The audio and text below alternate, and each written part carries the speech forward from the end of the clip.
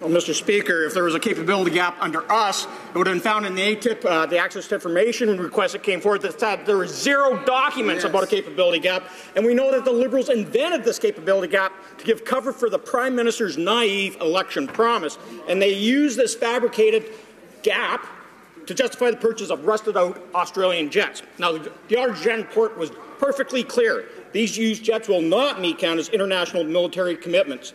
Will the Prime Minister follow the Auditor General's advice and cancel the purchase of these old, used Australian fighters? The Honourable Minister of National Defence.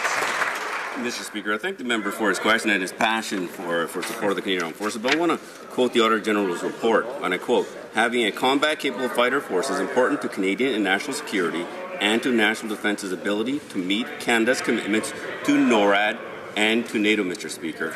Mr. Speaker, that's why we have launched a full competition to replace all for our fighters, Mr. Speaker, and not 65 fighters that Mr. Speaker that the previous government asked for, 88, because that's what's going to be required to meet our commitments, Mr. Speaker, and we are making commitments. Order. The Honourable Member for Selkirk and Lake Eastern. Mr. Speaker, the Auditor General clearly pointed out that over the last 3 years, pilots have been leaving in droves because of that minister's mismanagement.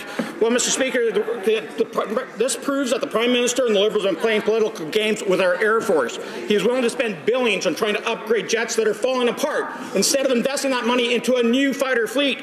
And the Air Force can't even recruit enough pilots because they don't want to fly these old Australian fighter jets. When will this Prime Minister be honest with Canadians and with the Air Force members and cancel this purchase of obsolete Australian jets? The Honourable Minister of National Defence. Mr. Speaker, I want to thank again the member's passion with support for the Canadian Armed Forces, but when Harper Conservatives were in power, when the member was a parliamentary secretary of National Defence, at that time did not support the proper investments in the Canadian Armed Forces. Hence the reason why we were in this situation, Mr. Speaker. That's why back in 2016, Mr. Speaker, the Canadian Armed Forces, as we directed, to start recruiting more pilots, Mr. Speaker.